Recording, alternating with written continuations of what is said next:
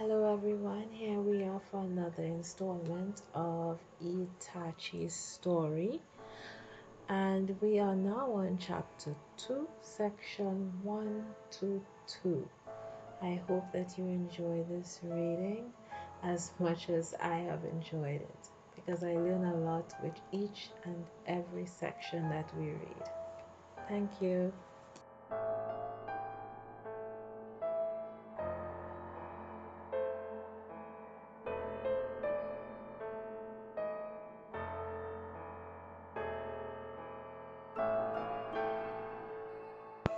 Okay, so we have reached the second part of the book titled Brilliant Young Bird Unaware of the Stillness That Follows the Night. Part 1. Starting today, you three will be working under me as genin. Some of our missions will be tough, so you need to rely on each other and make it out alive together. The man in his 40s standing before Itachi shouted loudly, forehead protector tied so tightly it looked painful. Minazuki Yuki. He had been assigned to be the Jonin supervisor for Itachi and the two other new graduates of the academy.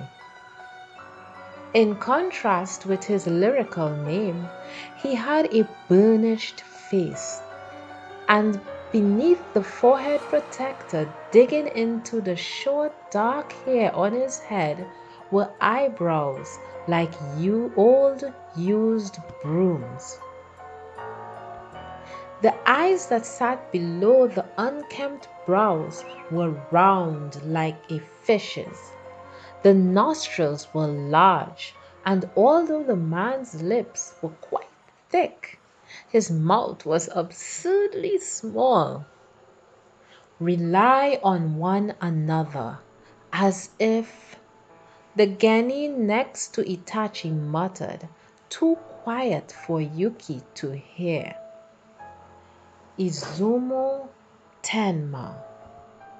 He was the leader of the group that had tried to force Itachi to get down on his knees and apologize back at the academy. While Yuki continued his superficial lecture, Tenma sat holding his knees and stared at Itachi.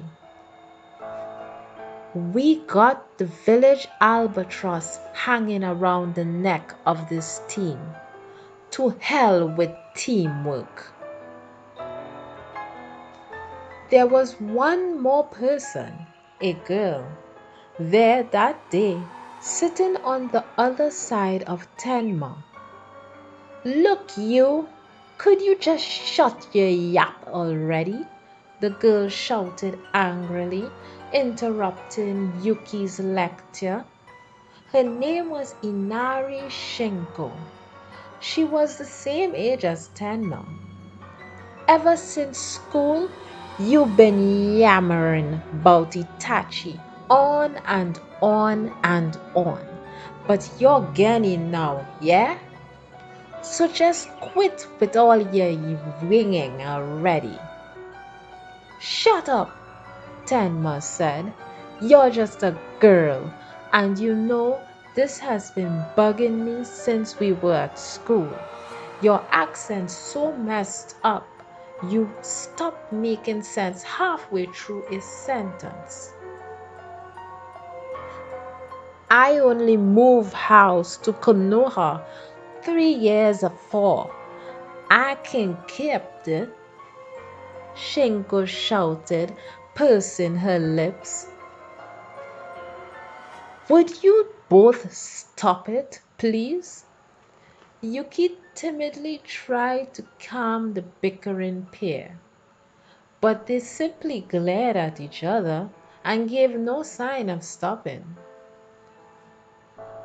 Girls are always nice to good-looking guys anyway, Why would I be all up in here for Itachi like that? Looky you, the lad's only 7. I'm 13 here.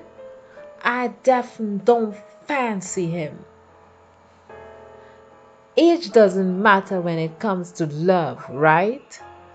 What on earth are you talking? The three of them were so pathetic that Itachi couldn't stop an unconscious sigh from slipping out. Naturally finding fault with this, Tenma raged. What are you all exasperated for? I can't spend time with these people. Itachi stood up, eyes closed. You jerk! You running away? Itachi, go on and give this arse a piece of it. I was told that today was just a meet and greet.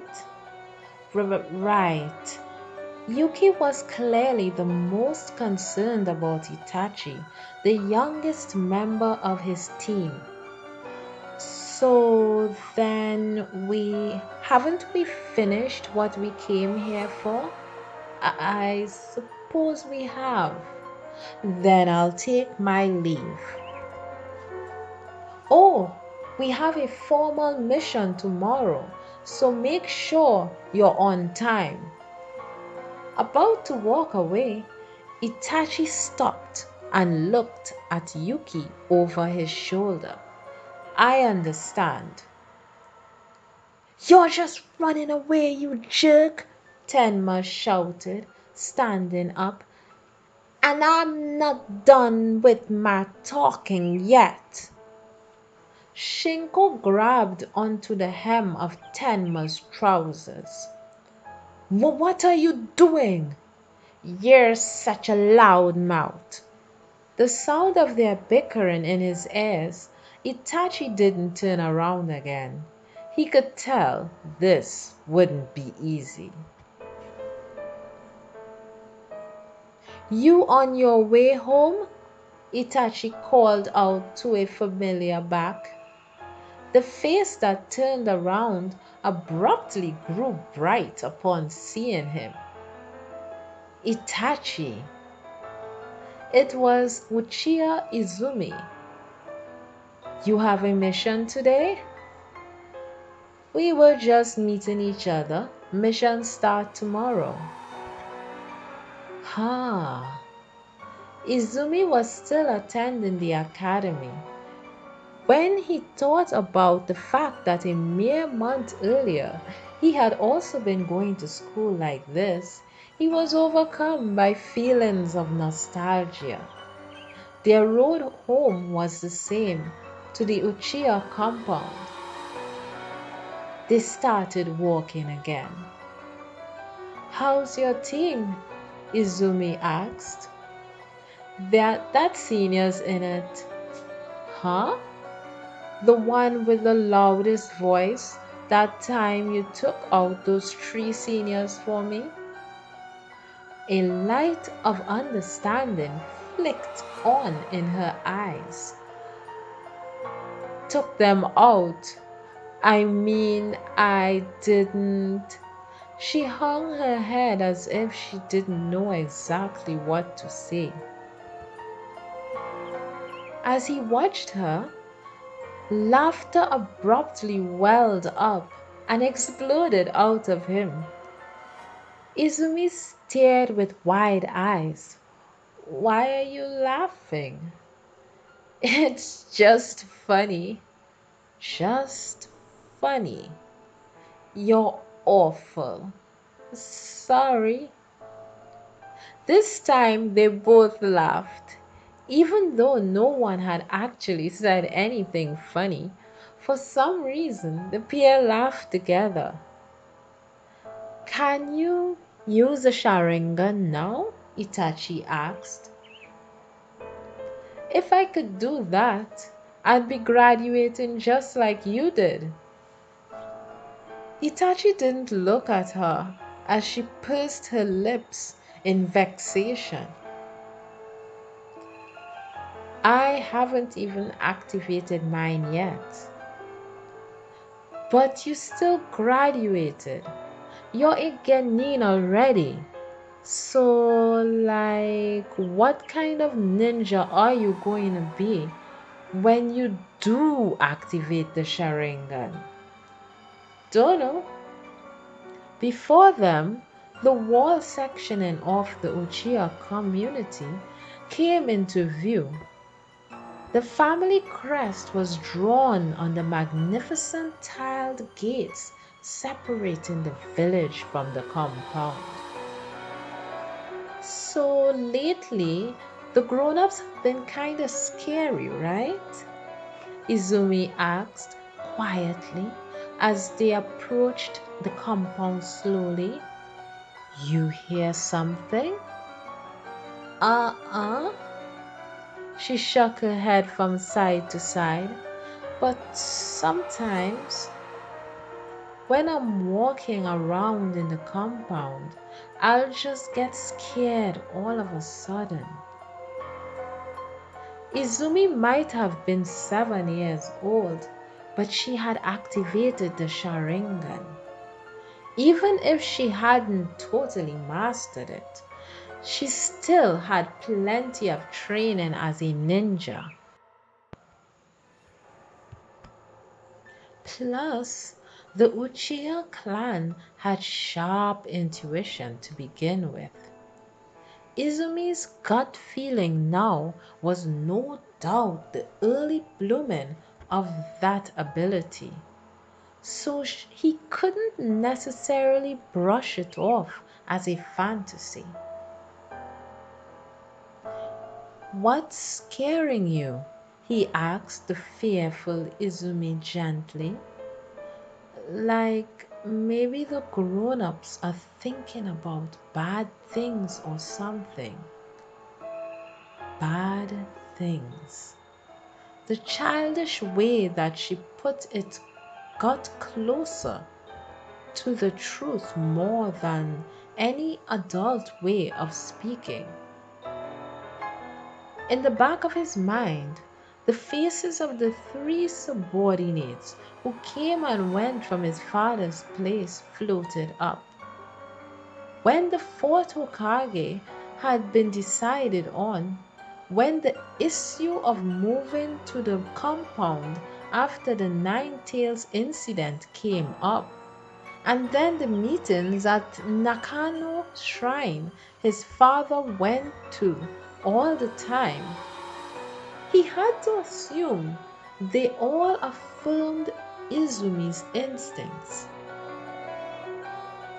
Izumi, Itachi said as they slipped through the compound gates. He didn't look at her, but instead kept his gaze focused ahead of him. You probably shouldn't really talk about this with anyone else. Right. Izumi nodded powerlessly. If you say so, Itachi, then I won't. They were silent then as they returned to their respective homes. Part 2. Countless crows assaulted his enemy. The large man cried out, surrounded by a crowd of beaks so dense there was no opening for him to flee. Itachi's enemy had been neatly caught by his shadow clone technique. Now! Itachi shouted from the trees above, far from the flock of crows. Looking down, he could see the enemy shrieking and Tenma on the ground below him, too stunned to even get to his feet. Yuki and Shinko were also there surrounding them. Here we go, Shinko. All right. The pair sprang toward the enemy, and the crows flew up into the air and disappeared into the woods. Ah! The man cried out in agony and collapsed. Carefully watching over the particulars of the situation, Itachi quietly leapt down from the branch. "Nice call there, Itachi," Yuki said, clapping. Tenma stared, annoyed, as he pulled himself up off the ground. Shinko didn't pay the boys any attention, but instead went to check on the dead enemy. It had been discovered that one of the vegetable peddlers who came and went from Konohagakyo was a spy for Iwakagakyo. Itachi's team, too, had been given the order to dispose of him, and so they had left the village to find him. Normally, it was the Anbu's job to eliminate intelligence agents from enemy nations, but the Anbu were all currently busy with a certain urgent mission. Not one member remained in the village. The attempted kidnapping of Hyuga Hinata, the head ninja of the village of Kumogakure, who had had an antagonistic relationship with Konohagakure for many years, journeyed to the village to sign a peace treaty. The mood in the village was celebratory, but then Hinata, the daughter of the Hyuga clan chief, was very nearly kidnapped. The kidnapper was killed, and the girl returned home unscathed. But since the kidnapper was actually the head ninja of Kumogakure, the situation developed into a standoff between the villages. Their head ninja murdered, Kumogakure insisted on compensation in the form of the body of the Hyuga family head. Konoha pretended that the man's twin brother was the actual family head and placated Kumogakure with that, somehow managing to avert a descent into war. Given the urgency of the situation, the Anbu were all sent out, and the village's key ninja were all on standby in case fighting did break out, so they couldn't make any careless moves. That said, they couldn't exactly let an Iowa spy slip out from under their noses. And here, Team 2 was selected. In truth, rather than Team 2, it was Itachi who had been chosen. His practical abilities were already on par with the average Chunin, even though he was only 7. Thus, he had drawn the attention of the leaders of Konoha. The job itself had gone smoothly enough. The spy was caught so easily by the trap Itachi set outside the village that it was almost comical. The man made his own position blindingly clear.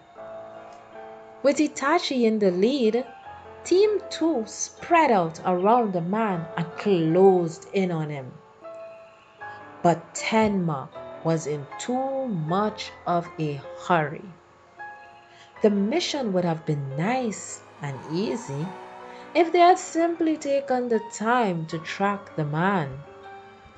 But eager for recognition, Tenma had charged out ahead of the others, and just as a cornered mouse will lash out at the cat, the desperate spy launched an attack at Tenma's throat. Itachi swept in to save him in the nick of time. The spy's kunai dug into Itachi, but he had used a substitution technique, transforming into an enormous murder of crows, and then counter-attacked. The rest of it went as noted already. Not costuming himself none, Shinko muttered, crouching down in front of the spy's corpse. Having mainly studied healing ninja arts at school, she was assigned to the team for just such times as this. Assessing whether an enemy was in disguise, possessing knowledge about poisons, and treating the injuries of their comrades, a squad needed to have someone versed in the healing arts. He isn't? Well, that's good, Yuki remarked calmly. You. Shinko stood up, put both hands on her hips, and looked at Tenma. Don't suppose you got a word or two to say to Itachi? Huh? Raising a single eyebrow with force, Tenma looked off in a different direction. Weren't for Itachi's quick thinking, you'd be dead right about now. You can't at least thank him? I'm telling you, I got no idea what you're talking about. Seriously, you? What kinda? Shinko took an angry step toward him. Itachi stepped in between them. Enough. He stretched out his right hand in front of Shinko. It's basically cause you taking that attitude that this boy runs off all wild, yeah? Shinko asked. You might be a little one, but you're a right genin too. Got to give him what for sometimes. It's fine, Shinko. A smile played on Itachi's face, and she let out a sigh. Don't let him do what all he wants, yeah? Shinko said and turned away. Yuki watched over them nervously.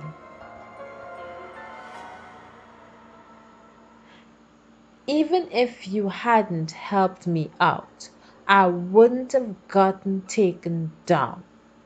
Uh-huh. Bloodlust. Itachi coolly followed it to its source. Tenma.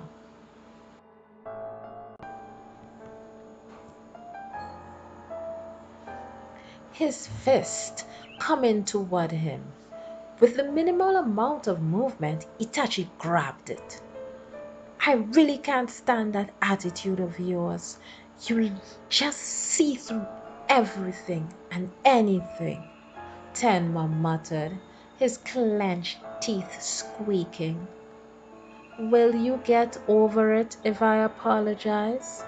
I'm telling you, that kind of answer drives me nuts. Releasing his fist, this time Tenma sent a kick flying. Itachi simply avoided it by throwing back his upper body. With the force of this leg cutting vainly through the air, the older boy spun around twice. And then, with his back to Itachi, he dropped down to sit on the ground. Not like my physical techniques to reach you anything, Tenma muttered, back still turned. You can do anything. You got no idea how I feel. Itachi didn't know what to say.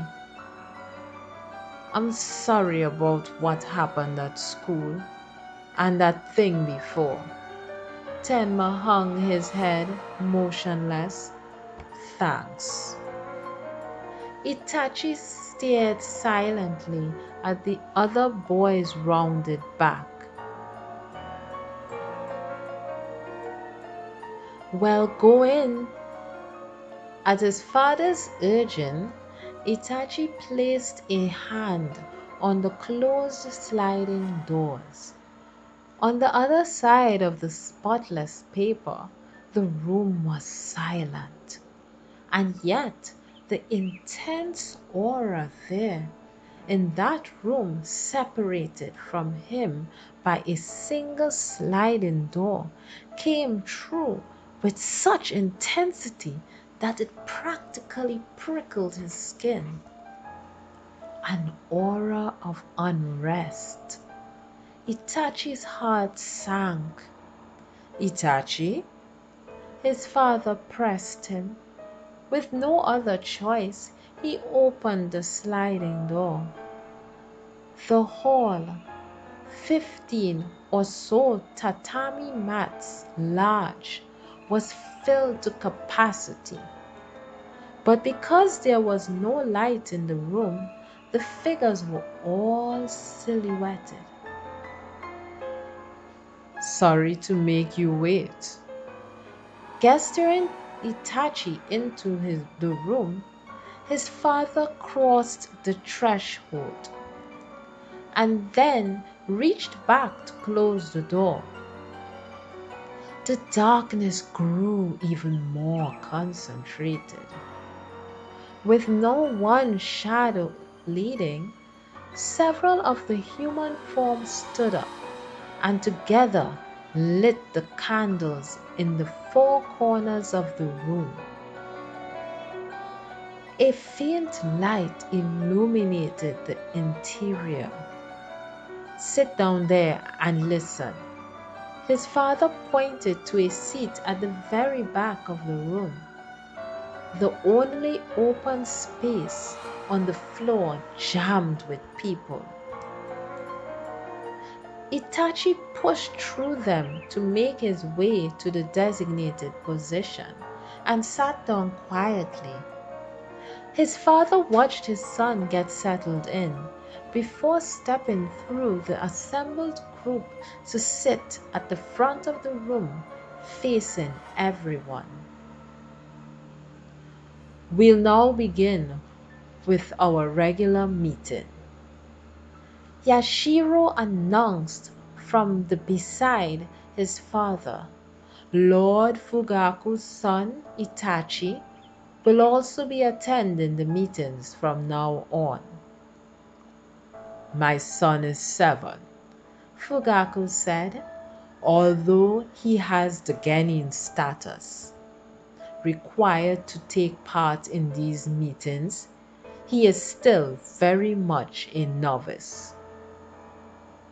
Due to my admittedly selfish desire to have him learn about the clan status from a young age, he has been allowed to take part. I appreciate your understanding. He bowed his head. In response, the clan members sitting before him bowed their heads simultaneously. Now then, to pick up where we left off last time, I'd like to discuss the issue of the submission of a written opinion to the Hokage with regard to the segregation of the clan's compound. Yashiro had barely finished speaking before the people at the meeting all started talking at once. Some insisted on a show of force for Konoha. Others said they should keep a calm eye on things and proceed amicably. And still others looked at the faces of those around them, unsure which opinion to agree with. Even though Their purposes were all different. It seemed that everyone there wanted to actively participate in the conversation. Abruptly, Itachi felt someone's eyes on him and immediately turned his own eyes in that direction. Shisui. He met Shisui's eyes. The older boy was silent and seemed unaccustomed to the boisterous atmosphere of the place. Then his good friend smiled at him, and Itachi felt an indescribable sadness. The clan's evil feelings hung heavy there. Itachi was also not accustomed to it. I feel the same as you. Itachi put his heart into the smile he flashed back at Shisui. End of section 2. See you in the next part for another reading as we continue with this wonderful book. Do have a great day.